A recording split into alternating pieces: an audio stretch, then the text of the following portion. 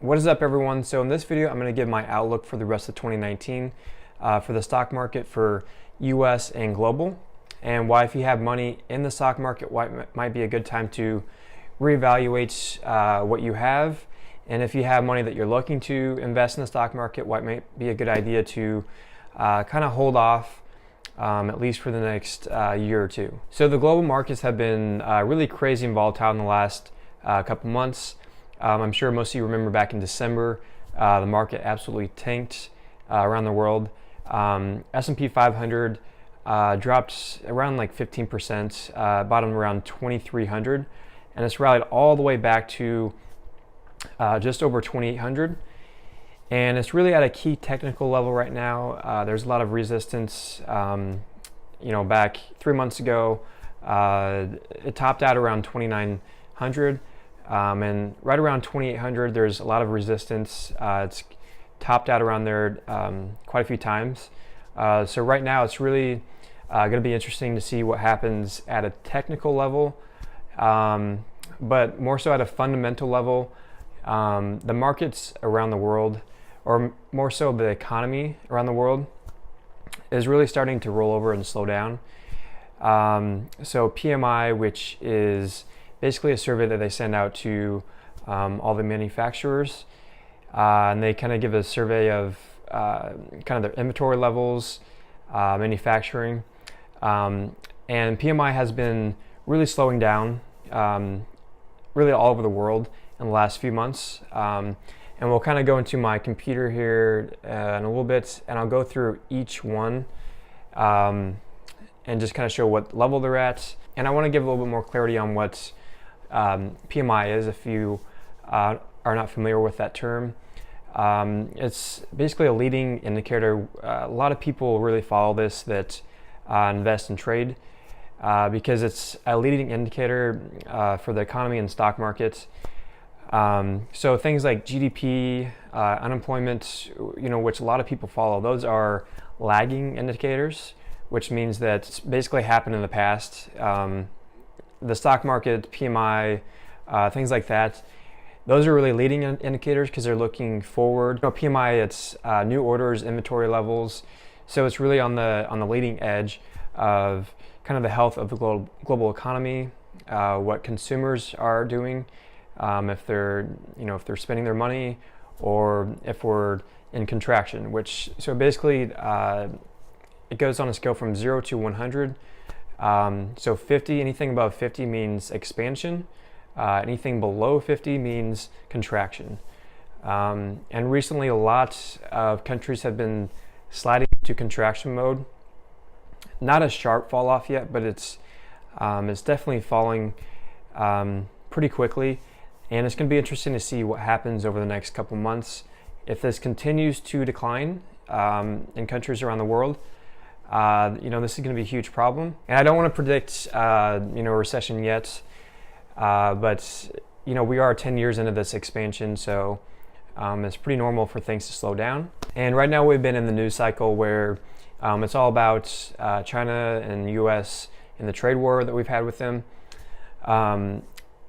And that's really what's fueled this rally, along with the Fed is not going to hike rates anymore in 2019. That's another reason why the market's rallied so much. But right now, everyone's eyes are on China and U.S. and whether we're going to come up with a deal. And honestly, I don't think that it really matters. Even if we get a deal, I think most of that is priced into the market already, and I don't think that's going to help the economy anymore one way or the other. Obviously, if we don't get a trade deal, I think that's going to negatively impact the global economy. But if we do get a trade deal, I don't think it's going to be that much of a positive as many people think. I still think countries' PMIs are going to continue to decline. I just think we're at that stage in the cycle, in the credit cycle, where it's normal to see a slowdown. It's normal to have recessions every so often. So these situations are really not something to be scared of or feared about. You really need to look at these things as normal cycles in the economy, and look at them as good buying opportunities. So now we're going to go and jump into my computer, and we're going to flip through some of the PMIs of some of the different countries and kind of see what the state of the economy is in these different countries and in the world in general. All right, so first we'll look at the global PMI. And so as you can see recently, it has been sliding from, a high of around 55 down to 52. Back in 2016, it kind of bottomed around 51. And then back in 14, it's really hovered around 50 to 55. So let's go ahead and go to specific countries. We'll go to China first. And this is really a big one to look at, because if China starts to contract, it's going to have a really big impact on the world, because they're just such a big economy anymore, and what happens to them will influence the global economy. And I think Trump knows this, and I think he wants to come to a trade deal. But again, like I said, I think even if we do get a trade deal, I think it's already priced into the market, and I don't think we're going to see much of a bump to credit or anything in the market. I think it's really overplayed, and I just don't think it's going to have much of an impact on the economy. So we'll go to China, and as you can see, the last year it's really tanked, gone from 51.5 to sub 50, which is technically in contraction. And we'll go back 5 years, 10 years. 2015, 2016 had a low of around 49, so we're at those lows. And obviously back in 08 had a huge contraction. I'm not predicting, and really no one can predict a recession or anything like what happened back in 08. Another thing about China is they have a massive amount of debt, and their housing market is really overinflated. The government over there, they're the ones that are in control of what gets built. It's not really a free markets economy in that way, is that the government has a lot of control over how much they spend and what they spend it on. China has cities where no one is living there, because they build these cities, they expect people to come, and a lot of times they don't have people to fill these houses. So China is one of those that's, if something happens to China and just the amount of debt that they're in, it's going to have a huge impact on the global economy. And not only is China housing in a huge bubble, there's also countries like Australia and Canada where, in another video I'll talk about more in depth of the housing situation over there, but basically a lot of the stats show that it's worse than what it was in the US back in 08. And really it's just a matter of time before that bubble bursts. So we're going to go to Euro area. This is another area that's been very weak the last year or so. As you can see, just steady decline from 55, 60, all the way down to sub 50, which is contraction.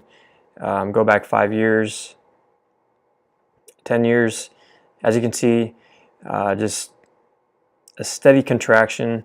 And it's going to be really important to watch this over the next couple months to see if this does continue to contract.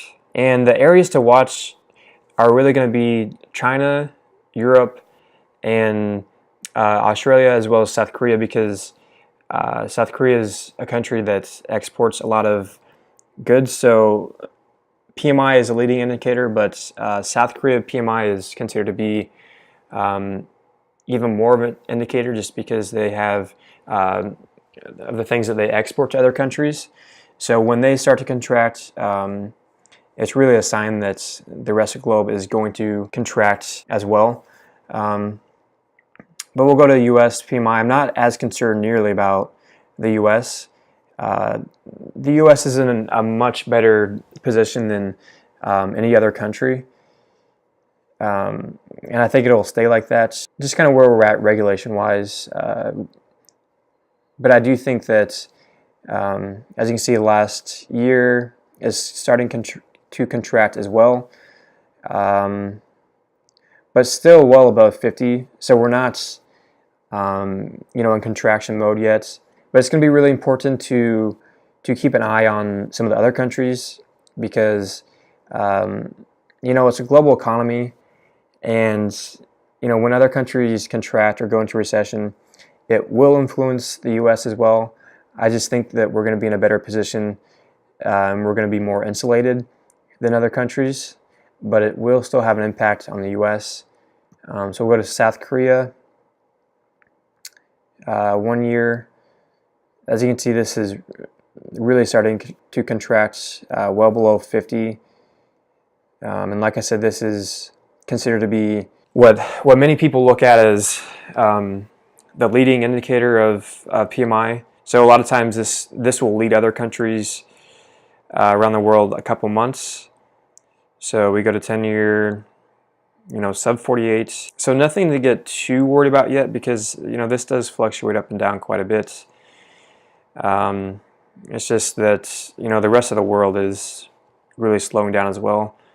Australia, they're not doing as bad.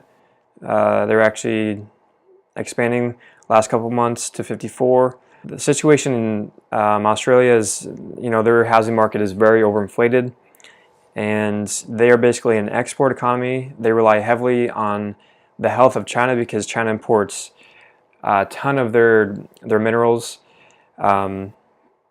Really, Australia's enjoyed a huge boom the last 2-3 decades.